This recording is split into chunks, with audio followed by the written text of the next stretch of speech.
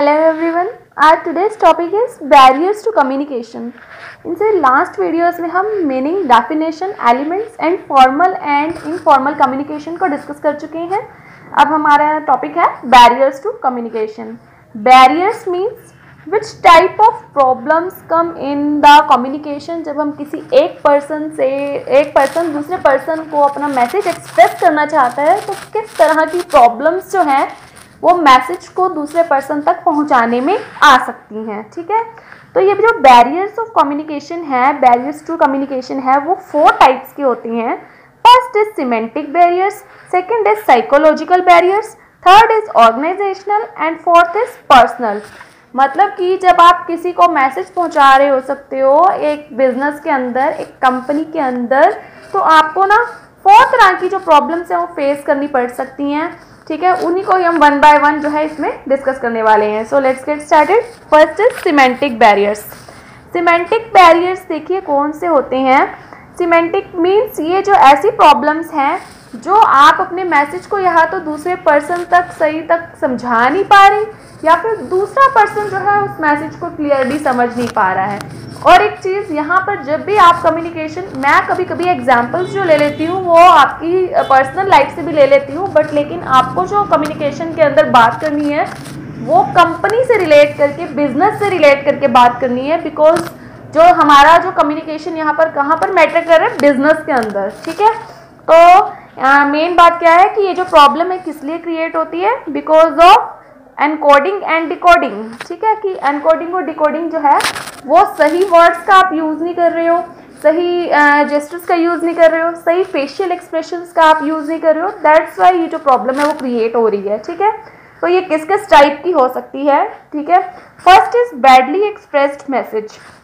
Badly expressed message का मतलब है कि आपने जो अपने मैसेज है उसको एक्सप्रेस सही तरीके से नहीं किया है, आपने गलत वर्ड्स का यूज़ किया है, या फिर जो वर्ड्स आपको बोलने चाहिए थे उनका यूज़ नहीं किया, मेन मुद्दा नहीं कहा. तो जो मेन बात कहनी थी वो पर्सन नहीं क्लियरली समझ पाया.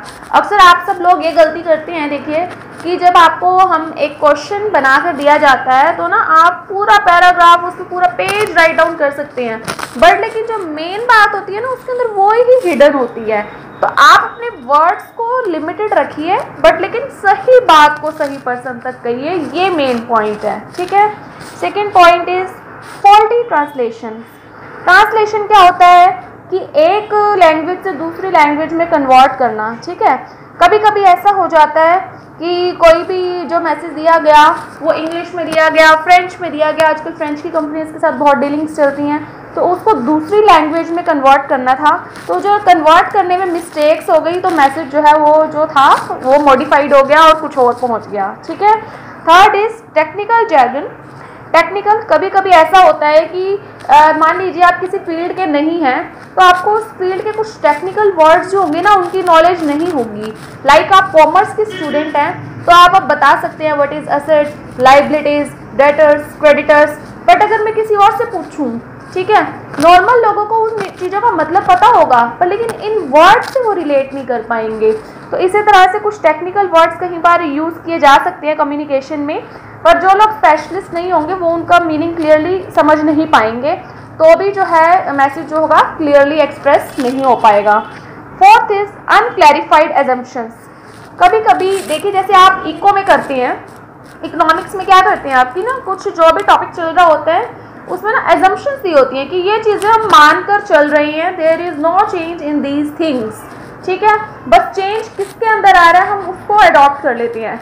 ऐसे ही कुछ एजम्पशंस जो होती हैं ना हर जगह पे लाई करती हैं, हर फील्ड में लाई करती हैं, पर उन एजम्पशंस को अगर एम्प्लॉयज़ को क्लियर नहीं किया जाएगा तो वो अपने हिसाब से वो एज्यूम कर लेंगे कुछ भी. ठीक है, तो जब तक आपको क्लैरिफाई नहीं किया जाएगा तब तक वो एजम्पशंस जो होंगी ना अनक्लैरिफाइड रहेंगी और मैसेज जो होगा ना सही से नहीं क्लियर हो पाएगा उस पर्सन को. जैसे यहाँ पर एग्जाम्पल दिया है कि a boss instructs his subordinate take care of our guest. अब take care of our guest का मतलब क्या है कि हमारे गेस्ट की जो है देखभाल करनी है आपने. अब इसका मीनिंग एम्प्लॉय कुछ भी निकाल सकता है कि उन्होंने क्या समझा, उन्होंने इस एग्जांपल के थ्रू ये समझा कि ना हमें बस जो पर्सन है उसको वो सेफली पहुंचाना है होटल तक, बट लेकिन उनका मीनिंग कुछ और था. तो तो ये जो एजम्पशंस है ना क्लियरली आपको बतानी पड़ेंगी उस पर्सन तक कि आप किन बेसिस पर जो है वो काम करवा रहे हैं। जैसे कि अब ये समझ सकते हैं कि जो स्टूडेंट्स जो है 12th में आते हैं तो नॉर्मली टीचर्स की क्या एजम्पशन होती है कि वो जो 11th में है ना वो बेसिक कंसेप्ट को क्लियर करके आए हैं, बट ऐसा ज़रूरी नहीं होता हमेशा। तो एक बार ये टीचर की रिस्पॉन्सिबिलिटी है कि उनको पूछना चाहिए कि आपको ये कंसेप्ट क्लियर हैं। 5th is body language and gesture decoding. कभी कभी जो होता है ना आप गलत तरीके से अपनी बॉडी की जो लैंग्वेज है वो यूज़ कर रहे हैं, जेस्चर गलत दे रहे हैं, उस वजह से भी जो मैसेज है वो गलत पहुंच जाता है। जैसे कॉमन लैंग्वेज में हमारी क्या बात थी, अगर हम अपनी फिंगर रख रहे हैं माउथ के ऊपर इट मीन्स कि चुप हो जाओ, ठीक है। तो अगर आप किसी को कहना चाहते हो स्लोली बोलो, पर आप अगर फिंगर रख के दिखाओगे तो वो चुप ही हो जाएगा ना, ठीक है। तो आपको कुछ और इशारा करना चाहिए उस केस में। तो इस केस में भी क्या होगा, मैसेज बैडली एक्सप्रेस हो जाएगा। Next is symbols words with different meanings. कभी कभी हो जाता है कि ना एक ही वर्ड के बहुत सारे मीनिंग होते हैं। इंग्लिश में कई ऐसे वर्ड्स हैं, हिंदी में भी कई ऐसे वर्ड्स हैं जिनके एक से ज़्यादा मीनिंग हैं, ठीक है। तो ये परसेप्शन हमारी गलत हो जाने की वजह से भी प्रॉब्लम्स क्रिएट हो जाती है। और कभी कभी आपने जो ये साइंस है लाइक क्वेश्चन मार्क है या आपने सही जगह पे प्लेस नहीं किए तो उससे भी गलत जो है मैसेज चला जाता है, ठीक है। जैसे कि आपने वो वाला एग्जाम्पल तो सुना होगा कि रुकिए मत जाइए। अगर आप रुकिए मत के बाद कोमा लगाएंगे तो इसका मीनिंग है कि नहीं रुकना, आपको जाना है। पर अगर आप रुकिए के बाद कोमा लगाएंगे, रुकिए कोमा मत जाइए, तो उसका कुछ और सेंस है। तो इस तरह से कुछ चीज़ों की परसेप्शन रॉन्ग होने की वजह से भी जो मैसेज होता है ना वो गलत पहुंच सकता है। तो ये थे सिमेंटिक बैरियर्स।